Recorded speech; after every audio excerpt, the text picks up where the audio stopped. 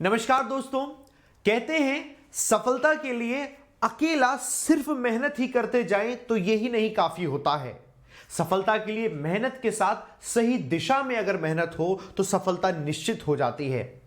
आज मैं आप लोगों के लिए आरबीआई असिस्टेंट की आप तैयारी कर रहे हैं तो सही दिशा बताने के लिए आया हूं, क्योंकि मुझे पता है मेहनत तो आप कर ही रहे हैं और करना भी चाहते हैं तो करेंगे भी, इसीलिए इस वीडियो को देख रहे हैं। दोस्तों, टू डू लिस्ट आज बताऊंगा कि क्या क्या आपको रेगुलरली टास्क करते रहने हैं आरबीआई असिस्टेंट के एग्जाम को लेकर। असिस्टेंट का एग्जाम जो होता है लेवल इसका क्लरिकल ग्रेड का होता है, जो कि एग्जाम में पूछा जाता है। आप अगर इसकी शुरुआत करें और पहला वीक में, ये कोई डेट नहीं बता रहा हूं, इस दिन से शुरू करो, जब भी आप शुरुआत करें एक एक वीक का शेड्यूल बनाएंगे। पहले वीक का शेड्यूल मैंने बनाया है 3 चीजें जो कि डेली आपको करनी है। सबसे पहले मैं इंग्लिश पढ़ाता हूं तो इंग्लिश को लेकर ही बता रहा हूं। जो बात मैं इंग्लिश की बता रहा हूं सेम एज आपको रीजनिंग में, सेम एज आपको मैथ्स में करनी है। डेली के कुछ टास्क बनाओ। जैसे इंग्लिश को 3 पार्ट में डिवाइड किया हुआ है। एक वोकैबुलरी लर्निंग का पार्ट होता है, एक ग्रामर प्रैक्टिस होती है, एक रीडिंग एबिलिटी होती है। तो तीनों का थोड़ा थोड़ा हिस्सा करते जाना है। एकदम से बहुत सारे क्वेश्चंस किसी एक के नहीं करने, बट थोड़े थोड़े हिस्से करते जाने हैं। जैसे कि वोकैबुलरी के लिए कोशिश करो हर दिन 25 से 30 नए वर्ड्स को आप पढ़ो, उनको याद करो। नए वर्ड्स होने चाहिए 25 से 30, क्योंकि देखो हो सकता है जो मैं आपको 50 वर्ड्स दूं, उन 50 में से आपको 30 वर्ड नए लगें और आपके दोस्त को उनमें से 50 में से 50 वर्ड्स नए लग सकते हैं। और एक हो सकता है जिसमें से 50 में से एक भी वर्ड किसी को नया नहीं लगे, उसे लगे तो मुझे सारे आते हैं।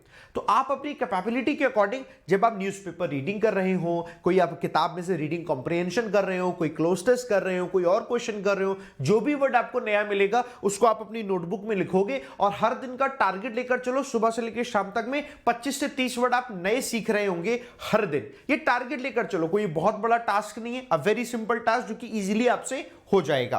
पहला काम, आपने वोकैबुलरी आपकी धीरे धीरे ऐसे इंप्रूव होगी। नंबर 2 है दोस्तों ग्रामर प्रैक्टिस। ग्रामर की क्वेश्चन 10 मार्क्स के अराउंड आपके आएंगे एग्जाम में। अब ग्रामर प्रैक्टिस के लिए हर दिन कोशिश करो कि यार कम से कम 50 क्वेश्चन के आसपास आप प्रैक्टिस कर लो। अभी 50 क्वेश्चन की प्रैक्टिस कैसे करोगे? उसके लिए आप प्रीवियस ईयर पेपर जो हम लोग डीपीपी देते हैं वो, या फिर कहीं से भी क्वेश्चन उठाओगे ना, प्रीवियस ईयर लिख दोगे, वेबसाइट पे आपको क्वेश्चन मिल जाएंगे। कोई किताब उठा लोगे, वहां क्वेश्चन मिल जाएंगे जहां से आप प्रैक्टिस करोगे। इसीलिए हर दिन 50 क्वेश्चन के आसपास आपको लगा लो। अब ये 50 क्वेश्चन कौन कौन से होंगे? ग्रामर में एरर के क्वेश्चन होंगे, ग्रामर में सेंटेंस इंप्रूवमेंट के क्वेश्चन होंगे। तो ये वाले जो क्वेश्चन है इसको रेगुलर प्रैक्टिस करो। 50 का टारगेट लेकर चलोगे दोस्तों, मैक्स टू मैक्स आधा घंटा लगेगा। प्री लेवल के क्वेश्चन बहुत डिफिकल्ट नहीं होते। जो नए रूल्स लगे उनको नोट करते जाना, दिमाग में आपके रहेंगे, आप याद रखोगे, धीरे धीरे होगा।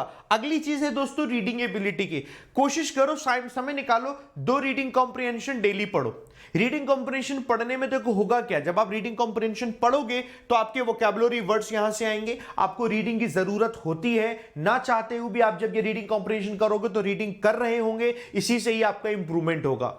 स्टूडेंट्स को लगता है जिस तरीके से हम ग्रामर सीखते हैं कि अच्छा ये रूल पढ़ा, ये रूल पढ़ा, ये रूल पढ़ा, दिमाग में याद रहेगा और कोई क्वेश्चन पूछा जाएगा हम कर लेंगे। रीडिंग कॉम्प्रिहेंशन के साथ ऐसा नहीं है।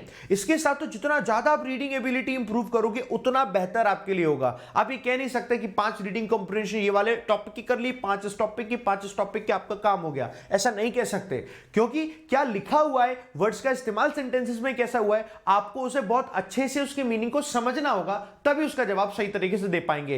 कोशिश करो डेली 2 आरसी करो, 1 क्लोज टेस्ट करो, 1 रीअरेंजमेंट ऑफ सेंटेंसेस करो। ये एक करो, आरसी को 2 करो। इतना काम आपको डेली करने की टारगेट बनाओ कि इसे हिट करना है, और ये आपको लगातार 6 दिन करना है। पहले पूरे वीक यही करना है, 6 दिन लगातार ये करने के बाद 7वें दिन आपको इसका करना है रिवीजन। ये पहला वीक आपका निकलेगा और पहले वीक के निकलने के बाद जैसे ही दूसरा वीक आ जाए आपका, आपने इतनी प्रैक्टिस करने के बाद तो कॉन्फिडेंस आ जाएगा कि अब आप मॉक पेपर, प्रैक्टिस पेपर कर पा रहे होंगे। तो आप क्या करो, हर दिन का टारगेट लो।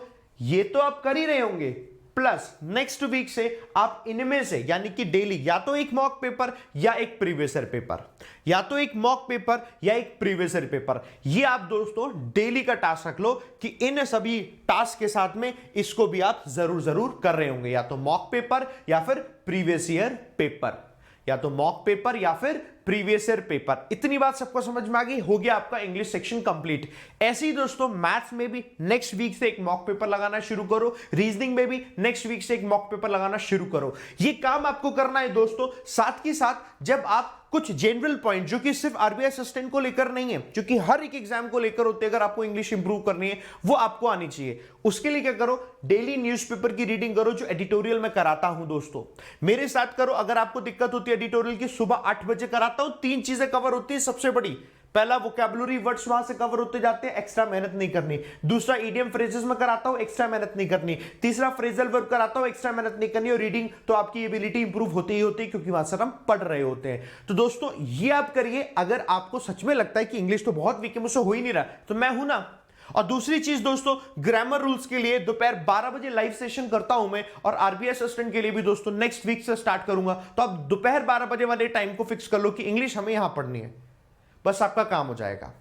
और कुछ करने की जरूरत नहीं है दोस्तों। अब आप खुद से सोचोगे, जब आप खुद से प्रैक्टिस इतने क्वेश्चन की करने लग जाओगे डेली की डेली, तो आपका दोस्तों कॉन्फिडेंस लेवल ऑटोमेटिकली धीरे धीरे बढ़ने लगेगा। और जब वो कॉन्फिडेंस लेवल बढ़ेगा तो वो कॉन्फिडेंस लेवल मॉक पेपर जब सॉल्व कर रहे होंगे ना, उसके स्कोर में दिखेगा।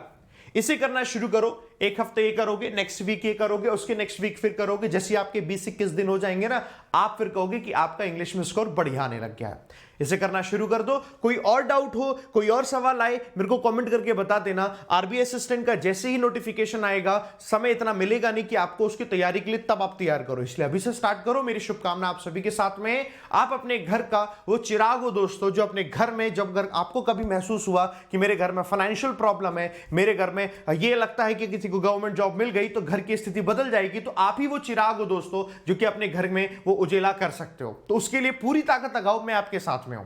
कभी डिमोटिवेशन लगे, कभी परेशानी हो, मेहनत करो, अपने माता पिता के चरणों में जाके बैठ जाया करो एक बार। सुबह से लेकर शाम तक में मेहनत खूब कर रहे हो, जब दिक्कत आए उनसे पूछ लिया करो कि मम्मी पापा मैं कोशिश तो कर रहा हूं बट मुझसे हो नहीं पा रहा है, मुझे मोटिवेशन नहीं आ रहा है। एक बार आप कह के देखो, माता पिता आपके साथ हैं और आपके जब प्यार से वो 2-4 बातें अपनी एक्सपीरियंस की बताएंगे, आपको बहुत मोटिवेशन आएगा। और फिर से आपके घर की परिस्थिति, आपके घर की मोटिवेशन, आपके पिता की जो काम आपने उन्होंने किया, आपकी माँ ने जो बताया, उन सारी चीजों को भर के एकदम इतनी एनर्जी आ जाएगी, आप काम करने में फिर आगे आ जाओगे। फिर आप ये पढ़ना शुरू कर दोगे, बस फिर आपका सिलेक्शन होने से कोई नहीं रोक सकता। ये काम आप किया करो, हर दिन किया करो, बहुत आगे जाओगे। ठीक है, चलिए मिलते हैं दोस्तों अगली क्लास में। अच्छा लगा है तो वीडियो थम्स अप दे देना, शेयर कर देना उन दोस्तों के साथ जिनके साथ आप जुड़े रहते हैं, जिनको जरूरत होती है। Thank you very much. जय हिंद, जय भारत।